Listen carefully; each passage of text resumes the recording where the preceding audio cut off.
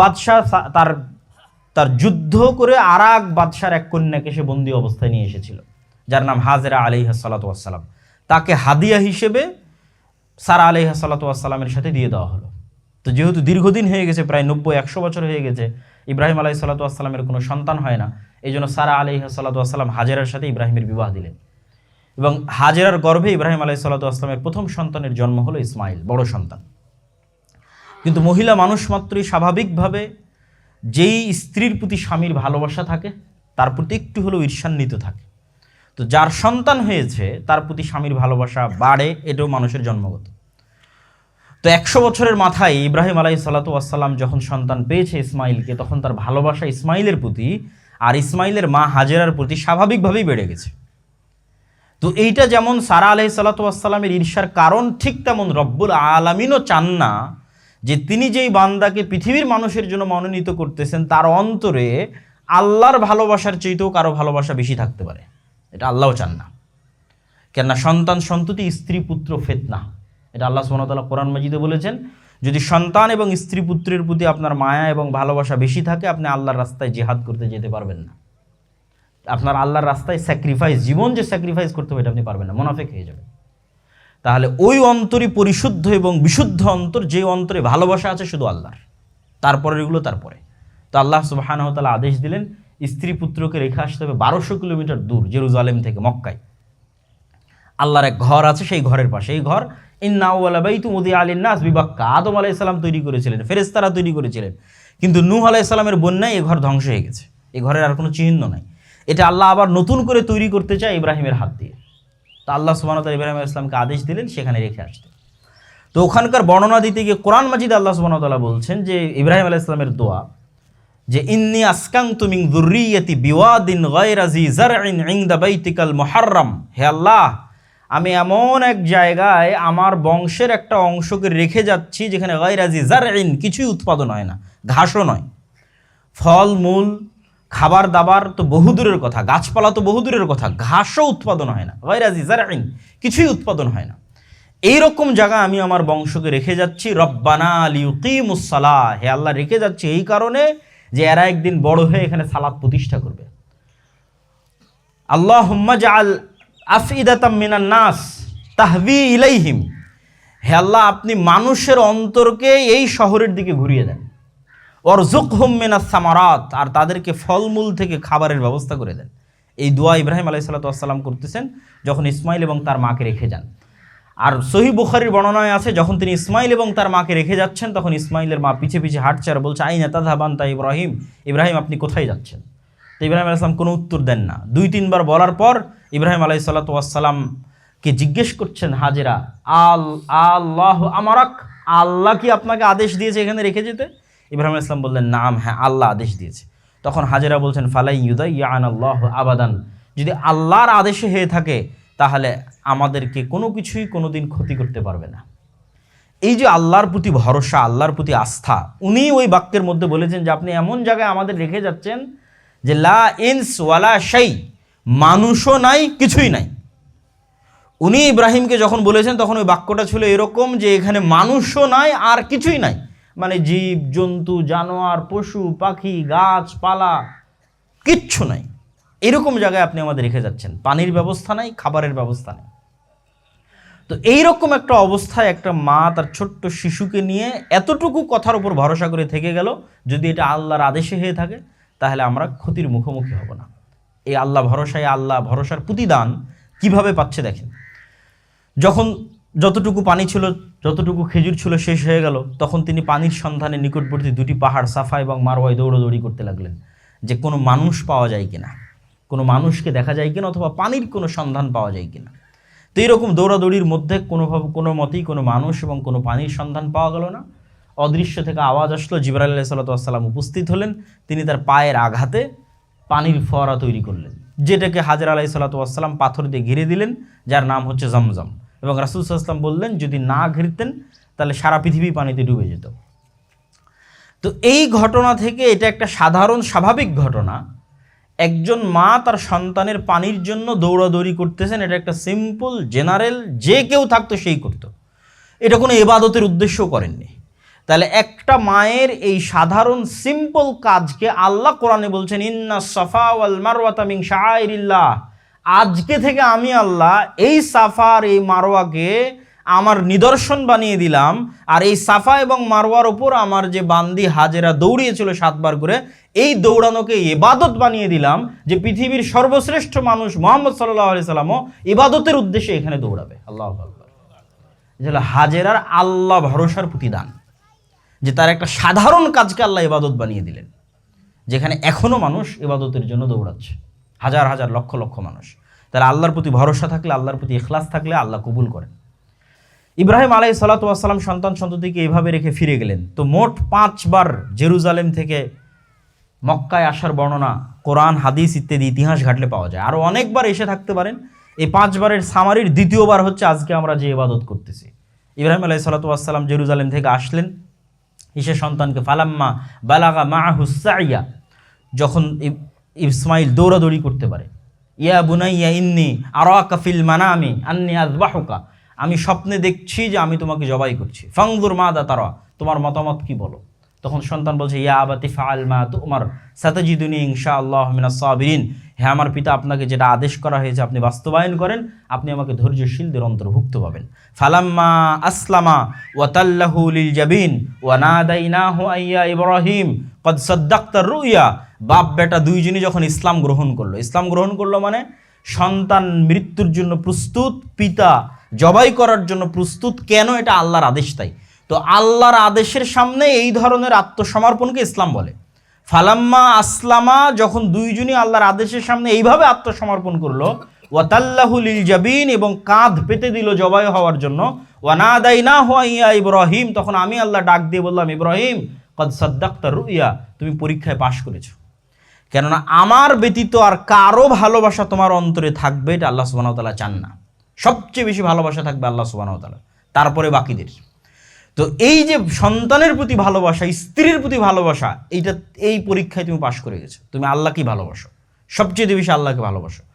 এই ভালোবাসার প্রতিদানে, এই পরীক্ষার প্রতিদানে ইব্রাহিম আলাইহিস সালাতু ওয়াস সালাম যখন পাশ করলেন, আল্লাহ বললেন তোমার সন্তান তো নেওয়ার দরকার নাই ও ফাদাইনাহু বিযিবহিন আদিম, একটা বড় কুরবানি পাঠিয়ে তো কুরবানি করার ব্যবস্থা করেই দিলাম, ইসমাইলকে তো মুক্ত করে দিলামই, ওয়াবাশশারনাহু বিগুলামিন হালিম, আরও একটা সন্তানের তোমাকে সুসংবাদ দিচ্ছি, ইসহাক। তোমার স্ত্রী সারার গর্ভে আরও একটা সন্তান জন্মগ্রহণ করবে, ইসহাক। কেন? তুমি এই পরীক্ষায় পাশ করে গেছো, যে তুমি আমার চেয়ে তোমার সন্তান সন্ততিকে ভালোবাসো না, তোমার স্ত্রী পুত্রকে ভালোবাসো না, সবচেয়ে বেশি আমাকে ভালোবাসো। এত বড় পরীক্ষায় পাশ করার কারণে শুধু ইসমাইলকে মুক্তি দিলাম তা নয়, ওয়াফাদাইনাহু বিযিবহিন আযীম, আর একটা কুরবানি আসমান থেকে পাঠালাম তাও নয়, ওয়াবাশশারনাহু বিগুলামিন হালিম, আর একটা সন্তানের সুসংবাদ দিচ্ছি, সেটা যে ইসহাক আলাইহিস সালাতু ওয়াস সালাম। তো সারা আলাইহিস সালাতু ওয়াস সালামের গর্ভে যে ইসহাকের জন্ম হলো, এটা হলো বানু ইসরাইল। ইসহাকের সন্তান ইয়াকুব, ইয়াকুবের সন্তান ইউসুফ, তার 364 বছর পর মুসা, মুসার পর হারুন, তারপরে ইউশা বিন নুন, তারপরে দাউদ, তারপরে সুলাইমান, তারপরে জাকারিয়া, ইয়াহইয়া, ঈসা, আইয়ুব, যত নবী ঈসা আলাইহিস সালাতু ওয়াস সালাম পর্যন্ত এসেছে তার সবই ইসহাক আলাইহিস সালাতু ওয়াস সালামের বংশে, ইব্রাহিম আলাইহিস সালাতু ওয়াস সালামের দ্বিতীয় সন্তান ইসহাকের বংশে, বানু ইসরাইল। আর এই দীর্ঘ সময় যাবৎ, এই যে ইসহাক থেকে নিয়ে ঈসা পর্যন্ত এই দীর্ঘ সময়, দাউদ, সুলাইমান, মুসা, হারুন, এই যে লম্বা সময়, এই লম্বা সময় যাবৎ ইসমাইল এবং ইসমাইলের সন্তানেরা মক্কাতে আছেই। ইসমাইল এবং ইসমাইলের সন্তানেরা বিনা নবীতে, কোনো নবী তাদের মধ্যে আসেনি, অথচ দোয়াতে ইব্রাহিম আলাইহিস সালাতু ওয়াস সালাম দোয়া করে গেছে, হে আল্লাহ, এদের মধ্যে একজন নবী পাঠিয়েন, যেই নবী আপনার কিতাব শিখাবে এবং মানুষকে আপনার দিন শিখাবে। সেই নবী কোথায়? এখনো আসেনি সেই নবী। ইসমাইলকে যখন রেখে যান, তখন ইব্রাহিম আলাইহিস সালাতু ওয়াস সালাম এই দোয়া করে গেছেন। তাহলে এই লম্বা সময় ইসমাইল এবং ইসমাইলের বংশধরেরা এখানে আছে।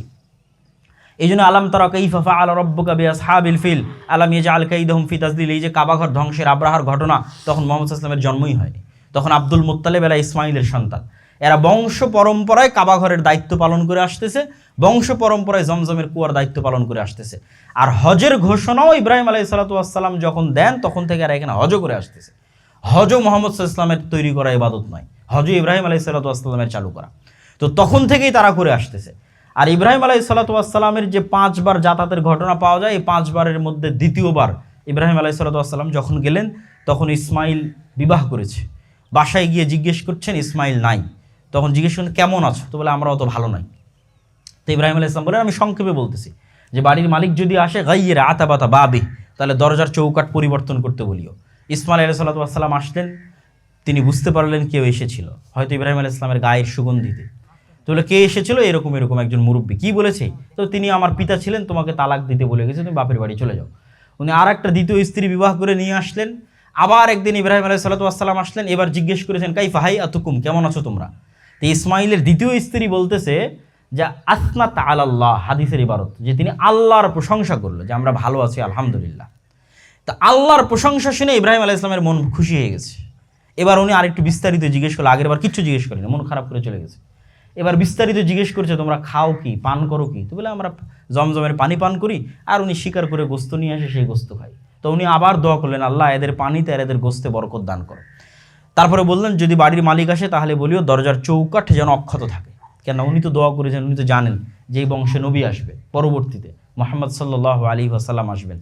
তো সেই যেই বংশের নবী আসবে, সেই বংশের মায়ের বৈশিষ্ট্য কেমন হবে সেটা ইব্রাহিম আলাইহিস সালাম খুব ভালো জানতেন।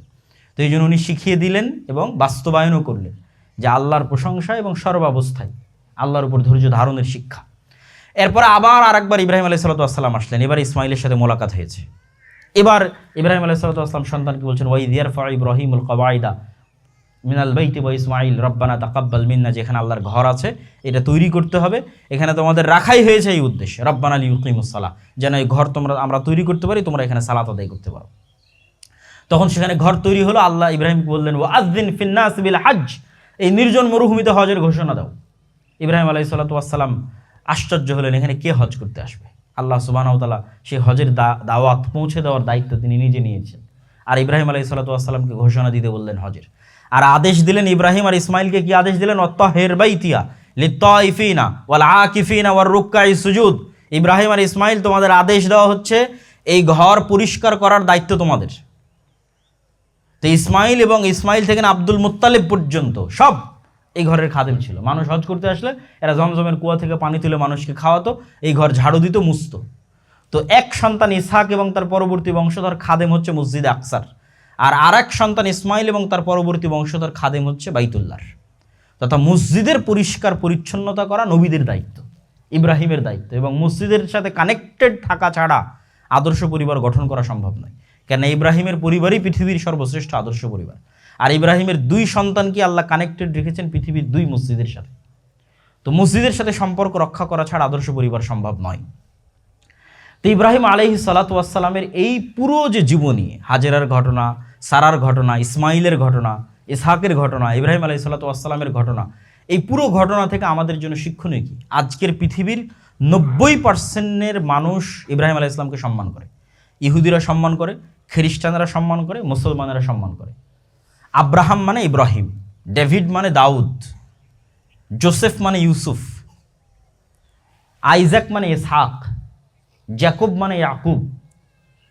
তো যারা আহলে কিতাবের অনুসারী তথা খ্রিস্টান এবং ইহুদি, তারাও গর্বের সাথে ইব্রাহিম আলাইহিসসালাতু ওয়াসসালামের অনুসরণ করে। আর ইহুদিদের তো সবচেয়ে বড় গর্ব যে তারা ইব্রাহিম আলাইহিসসালাতু ওয়াসসালামের সন্তান, এটা ওরা গর্ব করে বলে।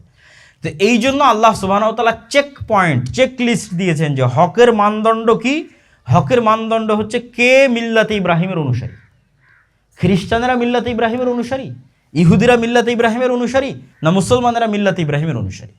মুহাম্মদ সাল্লাল্লাহু আলাইহি ওয়াসাল্লামও এই চ্যালেঞ্জ নিয়েই উত্থিত হয়েছেন যে আমিও সন্তান ইব্রাহিমের, মানে বংশ ইব্রাহিমের, আমার স্মৃতি এবং ঐতিহ্য ইব্রাহিমের, এই কাবাঘর জমজম থেকে শুরু করে সবই, সাফা মারওয়া থেকে শুরু করে সবই আমার স্মৃতি এবং ঐতিহ্য ইব্রাহিমের, আর আমি আদর্শ ইব্রাহিমের, মিল্লাতে ইব্রাহিমের অনুসারী। তো এখন সবাইকে প্রমাণ করতে হবে কে মিল্লাতে ইব্রাহিমের অনুসারী, কিনা সবাই ইব্রাহিমকে সম্মান করে। আমরা হয়তো ভারতে আছি, ভারত উপমহাদেশে আছি, এই জন্য বুঝতে পারি না যে ভারত উপমহাদেশের মানুষ তো মুসলমানই করে না, ভারত উপমহাদেশের মানুষ তো গরু খায় না। এই পূর্ব বাংলার মানুষকে গরু খাওয়ার জন্য সংগ্রাম করতে হয়েছে। আর এই বাংলার এলিট ক্লাসের সংস্কৃতি হচ্ছে কলকাতার সংস্কৃতি। তো কলকাতার মানুষ তো গরু খাওয়াকে বড় অপরাধ মনে করে। তাহলে এলিট সংস্কৃতি কি গরু না খাওয়া? তা আমরা যে পূর্ব বাংলার মুসলমানেরা যে গরু খাচ্ছে, মুসলমানি করতেছি, আপনি যান সারা পৃথিবীর 90%-এর বেশি মানুষ মুসলমানি করে। কেন? ওরা আব্রাহামিক রিলিজিয়ানের অনুসারী। ইহুদিরাও মুসলমানি করে, খ্রিস্টানরাও মুসলমানি করে। এটা তো কোনো ধর্মই নয়। ভারত উপমহাদেশে যেটা আছে এটা কোনো ধর্মের কাতারেই পড়ে না, এটা কোনো কালচার সংস্কৃতির কাতারেই পড়ে না। পৃথিবীর 90%-এর বেশি মানুষ গরু খায়। কেন? ইহুদিরাও গরু খায়, খ্রিস্টানরাও গরু খায়। কেন? তাদের হালাল হারামের বিধানের সাথে ইসলামের হালাল হারামের বিধানের অনেক মিল আছে, বরং ইহুদিরা একটু বেশি কঠোর। তাদের যে কৌশার ফুড, যেটা আমরা হালাল খাবার বলি, সেটাকে তারা বলে কৌশার ফুড। এটাতে তারা একটু বেশি কঠোর, কেন তাদের দিনের মধ্যে তারা অনেক পরিবর্তন করেছে, পরিবর্তন করে নিজেদের উপর অনেক কিছু জোরপূর্বক চাপিয়ে নিয়েছে। তার মানে এই নয় যে ইহুদিরা ভালো, এটা আমি বলিনি, বা খ্রিস্টানরা ভালো, এটাও বলিনি। কেন আল্লাহ সুবহানাহু ওয়া তাআলা কোরআন মাজিদে বলেই দিয়েছেন যে খ্রিস্টানরা হচ্ছে পথভ্রষ্ট, ইহুদিরা হচ্ছে অভিশপ্ত। খ্রিস্টানরা পথভ্রষ্ট কেন? এরা সত্যটা জানে না, জানলেই মানবে।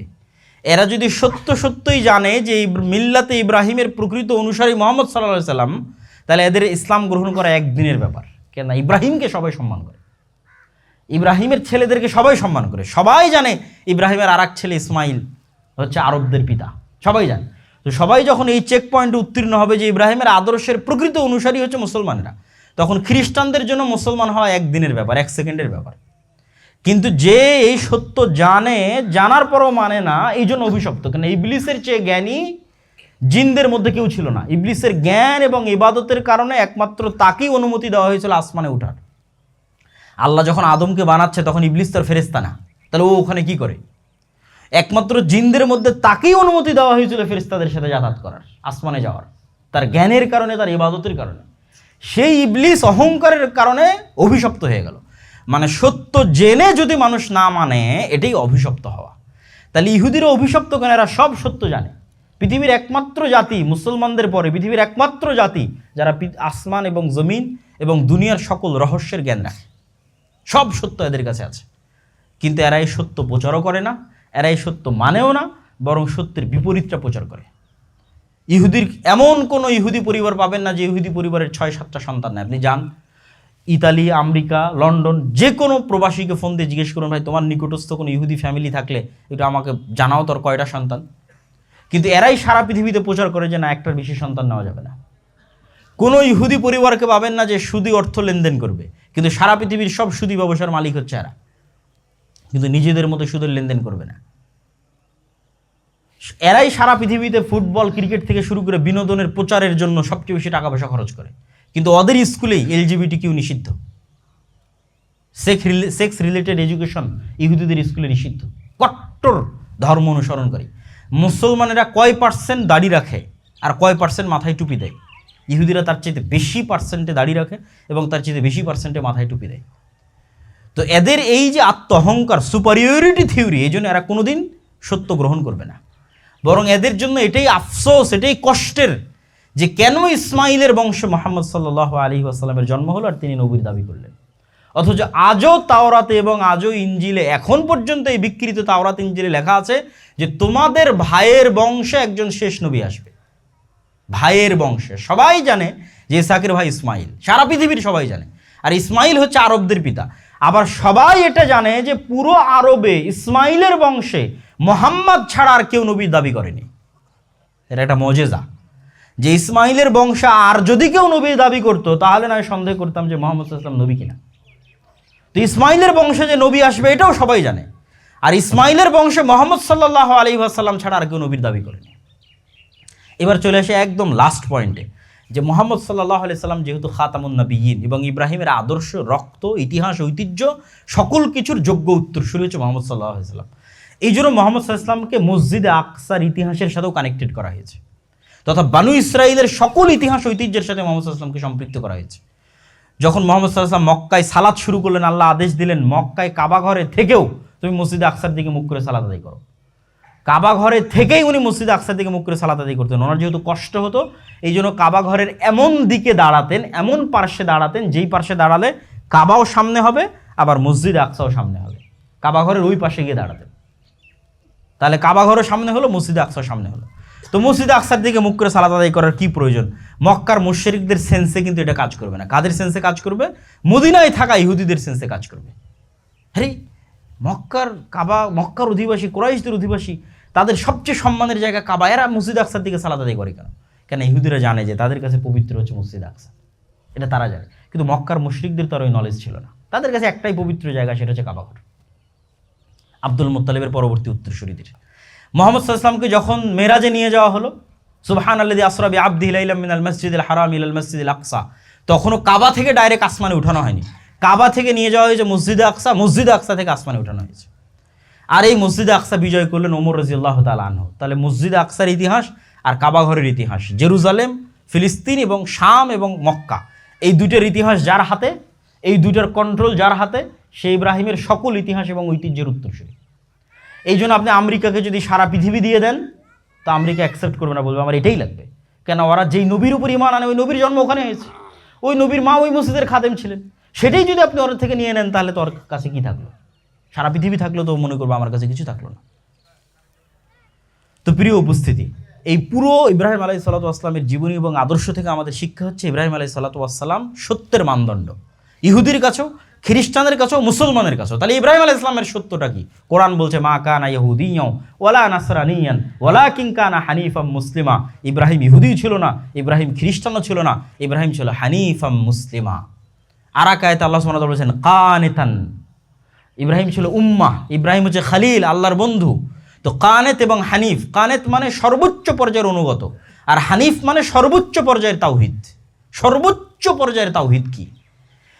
এই জন্য আল্লামা ইকবাল কবিতার মধ্যে লিখেছেন যে এ জামানা আপনি ইব্রাহিম কি তালাশ মে হ্যাঁ, এ দৌর আপনি বারাহিম কি তালাশ মে হ্যাঁ। যে মুসলমানদের মুক্তির একটাই রাস্তা, মুসলমানদের মধ্যে একটা ইব্রাহিমের জন্ম হওয়া লাগবে। মুসলমানদের মধ্যে আর কোনো ইব্রাহিম নাই। মুসলমানদের মধ্যে যদি আবার ইব্রাহিমের জন্ম হয়, মুসলমানরা মুক্তি পাবে। এটার উদ্দেশ্য কি? এটার উদ্দেশ্য হচ্ছে ইব্রাহিমের যেই লেভেলের তাওহীদ ছিল, ওই লেভেলের তাওহীদ মুসলমানদের মধ্যে নাই। ওই লেভেলের তাওহীদকে টাচ করতে হবে, যেই লেভেলের তাওহীদ হাজেরার ছিল, সারার ছিল, ইব্রাহিমের ছিল। যে আপনি মনে করছেন আমি তো শিরক করি না, তা আমার তাওহীদের কিসের কমতি? টাকা পয়সার প্রতি ভালোবাসা, স্ত্রী পুত্রের প্রতি ভালোবাসা, বিড়ি সিগারেটের প্রতি ভালোবাসা, মদ জুয়া নেশার প্রতি ভালোবাসা, যে কোনো কিছু যেটা আপনাকে আল্লাহর থেকে দূরে নিয়ে যায়, সেটাই তো আপনাকে শিরকের দিকে নিয়ে যায়। তা আপনি তো পূর্ণাঙ্গ ওই তাওহীদকে টাচ করতে পারছেন না। তাহলে ইব্রাহিম আলাইহিসসালাতু ওয়াসসালামের সত্যের মানদণ্ডের 1 নম্বর হচ্ছে তাওহীদ। তাহলে যারাই তাওহীদের উপর আছে তারাই মিল্লাতে ইব্রাহিমের অনুসারী, তারাই হকপন্থী, তারাই জান্নাতে যাবে, তারাই মুহাম্মদ সাল্লাল্লাহু আলাইহি ওয়াসাল্লামের অনুসারী। আর 2 নম্বর চেক পয়েন্ট যেটা বলে বক্তব্য শেষ করব, সেটা হচ্ছে যেখানেই ইব্রাহিম আলাইহিসসালাতু ওয়াসসালামের কথা পাবেন, দেখবেন ওখানে সালাতের কথা পাবেন। যে ইব্রাহিম আলাইহিস সালাম যখন ইসমাইলকে রেখে আসলেন, রব্বানা লিইয়ুকিমুস সালাহ, আল্লাহ এর পরবর্তী বংশধর যখন সালাত আদায় করে, যখন দোয়া করতেছে তখন কি বলছে? রব্বি জাআলনি মুকিমাস সালাহ ওয়া মিন যুররিয়াতি, আল্লাহ আমাকে সালাত আদায়কারী বানান, আমার পরবর্তী বংশধরকে সালাত আদায়কারী বানান। তাহলে 1 নম্বর দিয়েছি তাওহীদ। তাওহীদের ক্ষেত্রেও ইব্রাহিম আলাইহিস সালামের দোয়া আছে যে হে আল্লাহ, আমার এবং আমার পরবর্তী বংশধরকে ওয়াজনুবনি ওয়া বানিয়া না'বুদাল আসনাম, আল্লাহ আমাকে আর আমার পরবর্তী বংশধরকে মূর্তি পূজা থেকে মুক্তি দেন, এরা যেন কোনোদিন শিরকে লিপ্ত না হয়। তাহলে ইব্রাহিমের মানদণ্ডের 1 নম্বর মানদণ্ড তাওহীদ, আর ইব্রাহিমের মানদণ্ডের 2 নম্বর মানদণ্ড হচ্ছে সালাত, যেটার জন্য ইব্রাহিম তার পরবর্তী বংশধরদের জন্য দোয়া করেছে। আর এই যে কুরবানি, এই কুরবানির শিক্ষাটা কি? এই কুরবানির শিক্ষা হচ্ছে স্যাক্রিফাইস, যেখানে সন্তানের জীবন চাওয়া হয়েছে, পিতাও যেখানে নিজের জীবন দিতে উদ্বুদ্ধ, প্রস্তুত। তো এই কুরবানির মাধ্যমে আপনার স্যাক্রিফাইস থাকতে হবে যে কোনো দিন যেন আপনার সকল ধন সম্পদ যদি আল্লাহর রাস্তায় দেওয়া লাগে, আপনার জীবন যদি আল্লাহর রাস্তায় দেওয়া লাগে, আপনার ছেলে মেয়েকে যদি আল্লাহর জন্য পরিত্যাগ করা লাগে, আপনার স্ত্রীকে যদি আল্লাহর জন্য পরিত্যাগ করা লাগে, তাহলে আল্লাহর ভালোবাসাকে সর্বোচ্চ পর্যায়ে রেখে আপনি স্যাক্রিফাইস করার জন্য প্রস্তুত আছেন। এটা হলো কুরবানি। তো ওদের হাজেরা, সারা, ইব্রাহিম, ইসমাইল, ওদের ইখলুসিয়াত এবং তাওহীদকে দেখেন, আর আমাদের কুরবানির মাসলা মাসাইল বলেন, ভাগা নিয়ে গণ্ডগোল বলেন, আর যেটাই বলেন, মানে আমাদের দুনিয়াবী স্বার্থের চিন্তা চেতনা যদি দেখেন, তাহলে আপনি বুঝতে পারবেন যে আমাদের ঈমানটা কোন জায়গায়। তো প্রিয় উপস্থিতি, ইব্রাহিম আলাইহিসসালাতু ওয়াসসালামের এই সম্পূর্ণ জীবনী থেকে আল্লাহ সুবহানাহু ওয়া তাআলা আমাদের তাওহীদ শিখার, সালাত শিখার, ইখলাস, তাওয়াক্কুল আলাল্লাহ শিখার এবং একনিষ্ঠতার সাথে অন্তরকে বিশুদ্ধ করে আল্লাহ সুবহানাহু ওয়া তাআলার সন্তুষ্টির জন্য কুরবানি করার তৌফিক দান করুক, আল্লাহুম্মা আমিন। এবং এই কুরবানির গোশতের প্রতি যেন আপনার মাত্রাতিরিক্ত মায়া কাজ না করে, যে সমাজে একটা দিয়ে আসলেন আবার সেটা নিয়ে আসলেন, অথবা একজন গরু দিয়েছে সে খাসিরটা নিবে, যে খাসি দিয়েছে সে গরুরটা নিবে, এটা যেন কাজ না করে। স্যাক্রিফাইসের ওই চিন্তাটা আপনার মাথায় থাকতে হবে, যে ইব্রাহিম এবং ইসমাইলের ওই নিয়তের চিন্তাটা আপনার মাথায় থাকতে হবে। দুনিয়ার ধন সম্পদ, টাকা পয়সা, স্ত্রী পুত্র, সন্তান সন্ততি, কোনো কিছুর প্রতি মাত্রাতিরিক্ত ভালোবাসা থাকা যাবে না। আল্লাহ সুবহানাহু ওয়া তাআলা আমাদের কবুল করুক, আল্লাহুম্মা আমিন।